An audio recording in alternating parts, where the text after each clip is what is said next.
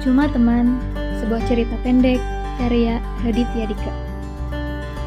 Kalau ada yang bilang cewek sama cowok mustahil bisa sahabatan tanpa ada perasaan, bawa orangnya ke depanku.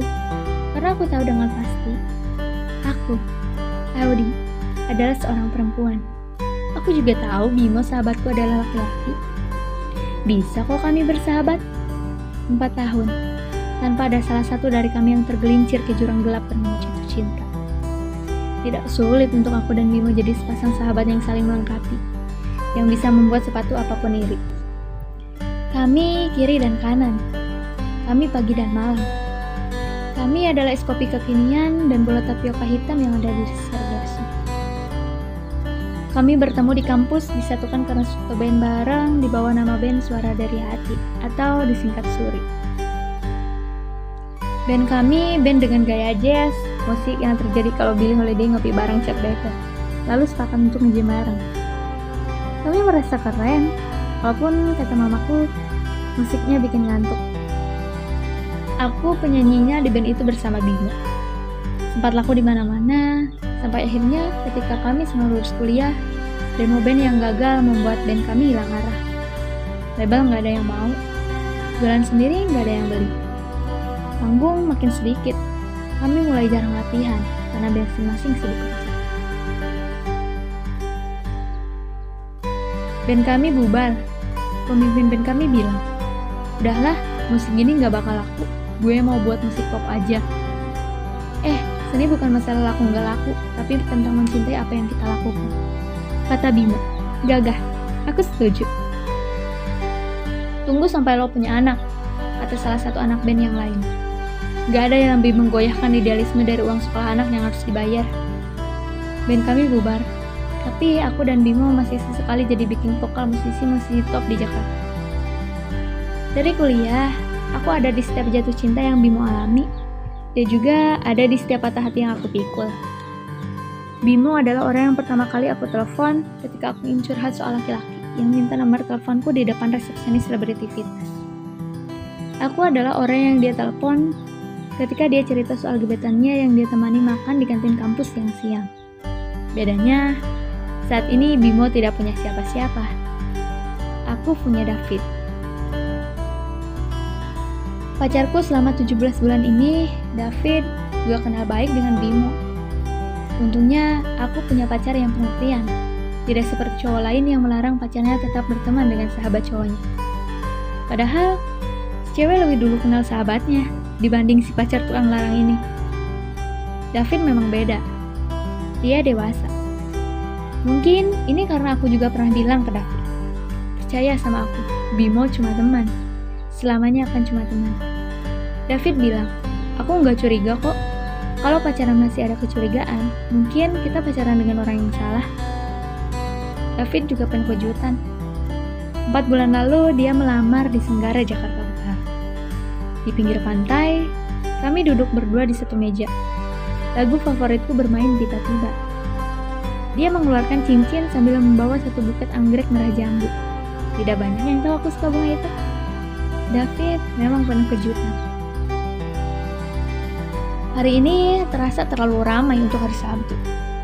Di dalam mobil, Bimo menyetir dengan wajah lurus ke depan. Dia memakai baju di Simpson. Orang dewasa lain mungkin terlihat aneh memakai baju kartun seperti ini. Tapi entah kenapa, di Bimo terlihat cocok. Makasih udah mau nemenin gue, kataku. Sorry ngerepotin. Kapan sih lo gak ngerepotin gue? Tanya Bimo, bercanda. Gue pulang naik Grab kok, janji cuma nganterin doang. Gue juga tahu lo ada urusan lain. Aku mengepalkan tangan, kesal. Bener-bener ya, tinggal 3 hari lagi nikah, ada aja dramanya. Ini drama yang aku maksud. Catering. Makanan yang sudah aku sewa untuk resepsi hilang tanpa kabar. Untungnya, ada catering lain yang menyanggupi membuat makanan untuk 400 orang dengan deadline semepet ini. Jadi, hari ini kami buru-buru food testing, memastikan minimal makanannya bisa ditelan. Kekacauan seperti ini bikin kesal, tapi aku yakin setahun kemudian pasti jadi sesuatu seru untuk diceritakan. Bimo aku ajak, Karena selain aku dan David sedang dipingit, David kebetulan juga lagi di luar kota. Bimo menoleh ke arahku, lalu bertanya, "Hari ini ada siapa aja?" "Lo, gue sama calon ibu mertua." "Oh baguslah, ada si tante, seleranya bagus tuh," kata Bimo. Keluarga David cukup akrab dengan Bimo, karena lebaran kemarin mereka sempat memesan rendang masakannya. "Yang lainnya?" tanya Bimo. "Cukup sih perwakilan dua keluarga. Lo kan perwakilan tamu tuh, sebagai pihak ketiga biar tahu rasanya enak apa enggak." Bimo mengangguk lalu melanjutkan memerhatikan jalan. Ada yang beda dengan mobil Bimo hari ini. Mobilnya sunyi. Tidak ada apa-apa yang terdengar. Padahal biasanya tap dinyalakan. Aku menyalakan tap. Lagu bermain di radio. Bimo buru-buru mengecilkan volume. "Gue lagi pusing nih, suaranya kecil aja." Lalu dia kembali memerhatikan jalanan. Di ruang food testing, satu demi satu makanan datang. Kami duduk di sebuah meja yang terlalu besar untuk 3 orang. Calon mertua yang hampir datang bersamaan dengan aku dan Bimo ada di ujung meja. Sementara aku dan Bimo duduk bersebelahan di ujung yang lain. Di tengah-tengah mencoba kami guling, Bimo menghela nafas. Dia masih terlihat muram. Ini ada yang salah dan terlalu lama untuk dibiarkan. Aku pun bertanya, "Bim, lo kenapa sih? Beda banget hari ini." Bimo malah menjawab bersuara pelan agar calon mertua tidak mendengar. "Mau tahu banget atau mau tahu aja?" "Lo bercanda lagi, gue siram ya." Aku bersiap memegang gelas. "Ya udah," kata Bimo. "Beneran nih ya, lo mau tahu kenapa gue begini?" "Iya bener, buruan ngomong lama banget gak?" Aku menegak es jeruk sambil menunggu Bimo bicara. "Gue sayang sama lo," kata Bimo. Aku tersedak. Bulir jus jeruk nyangkut di tenggorokan. "Audi gak apa-apa," seru calon mertua dari ujung meja, panik. Aku buru-buru mengambil serbet dan menghapus noda jeruk di bajuku. "Gak apa-apa," jawabku singkat. "Kok sampai keselak sih?" tanya Bimo. "Ini air putih." Aku berusaha tenang. "Enggak, gue salah denger tadi. Gue pikir lo bilang gue sayang lo. Lo ngomong apa sih tadi?" Aku menegak air putih untuk membasuh bulir jeruk yang nyangkut. "Gue sayang sama lo," kata Bimo. Lagi. Kali ini aku tersedak lumayan dahsyat sampai ada air keluar dari lubang kanan hidungku. "Astaga Audi, aduh gak apa-apa," tanya calon mertua. "Gelasnya kegedean nih," kataku mencari alasan. Calon mertua terlihat panik. "Iya nih, duh. Mas, sini mas. Ini nanti pas resepsi pakai gelas dari sini nggak? Gelasnya bisa dikecilin nggak?" Si pelayan terlihat panik menjawab pertanyaan dari calon mertua. Aku melotot ke arah Bimo, setengah berbisik. "Lo bercanda apa gimana sih?" "Gue serius," kata Bimo, singkat. Aku semakin melotot. "Hah? Lo sayang sama gue? Lo gila apa bego sih? Pilih salah satu aja, jangan semuanya. Kita kan udah bahas ini dulu, 4 tahun yang lalu. Kita bilang kita bakalan best friend forever, ya kan? Kenapa lo tiba-tiba begini?"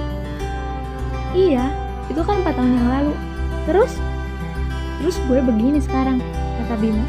"Kenapa lo jadi sayang sama gue, Bim? Kok bisa-bisanya lo begitu?" "Audi," Bimo terlihat bingung. "Gue gak bisa ngatur hati gue maunya kemana. Dia maunya lo. Gimana dong?" "Gimana dong?" tanyaku. "Iya, gimana dong?" tanya Bimo balik. "Bim, kenapa ini jadi tanggung jawab gue?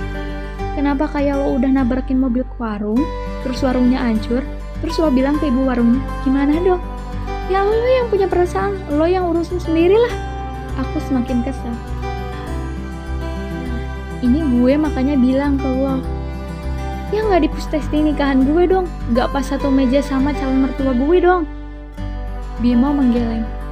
"Ya maaf deh, di YouTube gak ada video tutorial uninstall perasaan ke sahabat sendiri." Aku berkata keras. "Asem lah." Calon mertua melihat ke arah kami. "Ada apa, Audi? Apa yang asem?" Ini tante," kataku. "Kok agak asem ya sate kambingnya?" Calon mertua melotot. "Hah? Yang bener? Astaga, mas, sini. Ini kok asem ya?" Aku menepuk jidat. Kita keluar aja, kataku kepada Bimo. Aku lalu pamit kepada calon mertuaku sambil menarik lengan baju Bimo, menuntunnya keluar dari ruangan. Aku dan Bimo berdiri berhadapan di depan mobilnya di parkiran. Aku masih tidak menduga Bimo mengatakan hal seperti itu kepadaku. Lo balik deh sekarang, beneran. Lo maunya apa? Dengan ngomong kayak gitu lo mau apa? Gue cuma mau lo tahu, kata Bimo. Itu doang kok. Aku menggaruk kepalaku dengan frustasi. Sejak kapan? Dari lama. Dari 2 tahun yang lalu dari band kita kelar. Gue nggak tahu. Perasaan itu datang pelan-pelan lalu tiba-tiba. Ini semua dimulai setelah kita nonton konser Naif di Istora. Tiketnya masih gue simpen. Lo gue anterin pulang di depan pagar. Gue anterin lo. Lo turun dari mobil. Gue ngeliat punggung lo masuk membuka pintu, masuk ke dalam rumah. Lalu, gue ngerasa ada yang hilang. Apa yang ketinggalan? Handphone. Lo lah? Bimo terlihat kesal. Gue kehilangan lo. Lo turun dari mobil gue langsung kangen mau ketemu lagi. Itu yang bikin gue ngerasa ada yang ketinggalan. Hening. Gila lo ya? Aku mengesap-ngesap wajahku frustasi. Gue bangga banget sama ini lo padahal. Ini yang kita punya. Gue nggak tahu kalau diam-diam lo jadi suka sama gue nggak tahu. Gue nyadar kenapa waktu itu di Alfamart gue tiba-tiba beliin coklat. Gue bilang ini biar senang ngerjain tugas kantor. Ya gue pikir kebaik aja, kataku jujur. Aku baru sadar kadang orang bisa salah mengartikan perhatian dan kasih sayang. Tapi kali ini aku sebaliknya. Pantesan aja lo tiba-tiba jadi baik ke gue belakangan ini. Gue pikir lo udah tobat jadi orang. Gue pikir gara-gara lo nonton serial apa itu Anak Muda Kena Kanker yang bikin lo jadi sadar bahwa hidup ini singkat, terus harus berbuat baik sama orang lain. Gak taunya lo jatuh cinta sama gue. Astaga Bimo. Aku jongkok memandangi Bimo yang juga gak tahu harus berkata apa. Terus lo mau apa ngomong kayak gini? Lo mau gue tinggalin David? Terus tiba-tiba kring. Gue bilang Bim, surprise! Gue juga selama ini menyimpan perasaan kepada lo. Ini bukan film Thailand kesukaan lo atau komedi romantis ala Hollywood yang selalu berakhir happy ending, Bim. Ini kehidupan nyata. Lo punya perasaan, bisa jadi gak disambut. Iya, kata Bimo. Ulangin kata-kata gue. Ini bukan film, kata Audi. Ini bukan film, kata Bimo. Gue ngerti. Terpaksa gue kasih ending lo, Bim. Gue bisa pastiin gue gak sayang sama lo, kataku tegas. Aku harus melakukan ini untuk kami berdua. Bimo diam saja. Aku sekarang bingung harus berkata apa. Bimo ikutan jongkok. Gue yang salah, kok jadi kepleset begini. Gue cuma gak mau aja kalau nanti suatu saat gue nikah sama orang lain, siapalah gue kenal di Tinder, gitu, atau apapun itu. Lalu kita ketemu lagi di suatu hari, kita ngobrol, mungkin cuma nanya hari lo gimana, atau anak lo udah bisa apa. Gue gak mau kalau itu terjadi. Gue menyesal gak pernah ngomong ini sama lo. Gue gak mau gue menua sambil bertanya-tanya apa yang terjadi kalau gue ungkapin perasaan gue ke Audi ya. Aku sekarang berdiri. Nih, ini yang terjadi Bimo. Perasaan lo bertepuk sebelah tangan. Tangan gue nih. Tangan gue umpetin nih. Aku menaruh tanganku di belakang punggungku. Lalu melanjutkan, gue udah punya pasangan yang baik banget. Pasangan yang selama ini gue cari, yang bisa membuat gue nyaman. Ini gak adil buat dia. Kalau dia tahu sahabat ceweknya ternyata selama ini diam-diam naksir. Bim, kalau David tahu gimana? Lo udah mikir sampai ke sana belum? Dia udah tahu, kata Bimo. Kata, hah? David udah tahu dari seminggu yang lalu. Gue yang bilang sama dia di channel Discord berdua, habis main PUBG bareng. Bimo dan David memang sudah akrab. Mereka sering bermain PUBG bareng. Walaupun kata David Bimo jadi beban, tapi lumayanlah mereka sudah 4 kali chicken dinner. Terus dia gimana? Tanya tuh. Dia nanya, Audi tahu nggak Ya gue jawab nggak tahu. Dia bilang dia percaya sama lo. Dia percaya lo nggak akan kenapa-kenapa. David bilang ke gue, lo tahu kan Bim, kalau ini nggak sehat? Gue bilang ke David, iya gue tahu. Gue segera pergi dari kehidupan kalian kok. Kenapa lo bilang ke dia? Karena gue nggak kuat. Beneran gue udah nggak kuat. Ingat acara lamaran lo? Gue bahkan yang nemenin dia bikin surprise pesta acara lamaran lo itu. Gue yang kasih saran dia, bunga apa favorit lo? Bunga anggrek merah jambu yang dibeli di pasar bunga Bintaro, di tokonya Pak Mudi. Karena gue tahu kita pernah suatu sore hari ngelewatin toko itu, lo hirup bau bunganya dan lo senyum lebar banget dari kuping ke kuping. Gue yang beli langsung bunga itu. Gue kasih ke David. Gue pilihin yang terbaik buat dia kasih ke lo. Gue yang kasih tahu musik apa yang harus bermain, makanan penutup apa yang harus disajikan. Gue yang kasih tahu dia semuanya, Audi. Gue. Dan ketika lo posting foto lo di Instagram berdua sama David, gue berharap itu gue. Bimo menghela nafas. Dia lalu menggeleng. Gue, Audi. Gue yang terlalu bodoh untuk bisa sayang samamu. Handphoneku bergetar. Calon mertua menelpon. Dia pasti butuh aku untuk melanjutkan field testing. Aku berdiri, bersiap untuk melangkah kembali ke dalam. Lo pulang aja deh, tapi lo tetap nyanyi di nikahan gue kan?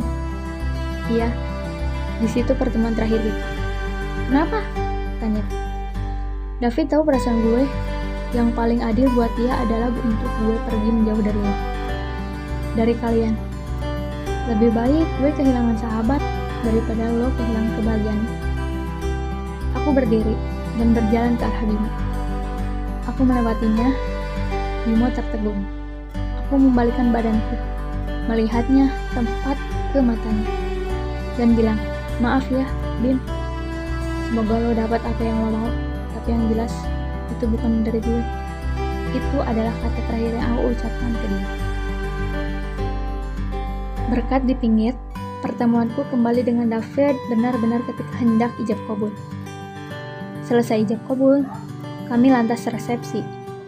Di atas pelaminan, kami juga belum sempat ngobrol satu dengan yang lainnya. Tamu keburu datang silih berganti. Salaman bersambut salaman lagi. Begitu terus. Setelah beberapa saat, kami bisa bernapas lega. Kami duduk sebentar sambil meminum air putih dari gelas plastik. David melihat ke arahku. Kalimat pertamanya setelah 2 minggu tidak ketemu adalah, Bimo udah bilang. Iya, kataku. 3 hari lalu. Baguslah. David menghabiskan air di gelasnya. Kamu gak mau tahu ceritanya? Aku jawab apa? Gak perlu, kata David. Kenapa? Karena kamu ada di sini. Aku melihat ke arah David. Kilap lampu dekorasi terpantul di bola matanya. David tersenyum hangat.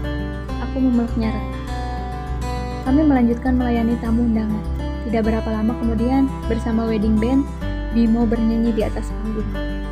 Dia bilang ke tamu undangan, dia mau menyumbangkan sebuah nyanyian, sebuah lagu cinta, tentang cinta yang bertepuk sebelah tangan. Aku melihat ke arah David dan berkata, kalau kamu gak nyaman, aku bisa bilang ke WO. Aku minta dia berhenti bernyanyi. Biarin dia bernyanyi. Gak apa-apa. David tersenyum. Hari ini dia bisa bernyanyi buat kamu. Tapi mulai besok aku bisa bernyanyi setiap pagi. Setiap kamu bangun tidur untuk kamu. Dengan suara yang jelek, lebih jelek tentu saja. Aku tertawa. David, kamu adalah bukti mimpi bisa menjadi kenyataan. Bimo bernyanyi dengan nada-nada yang indah. Begitu indahnya, sampai beberapa orang yang sedang menanti kambing guling berhenti untuk mendengarkan sejenak.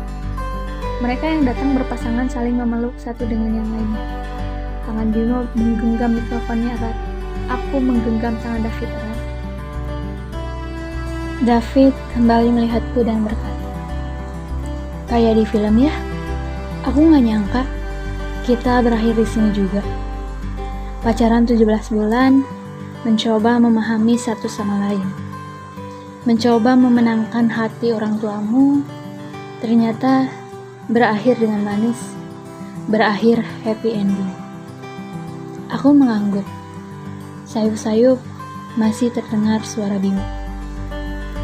Tidak seperti film, kehidupan nyata bisa punya ending yang berbeda.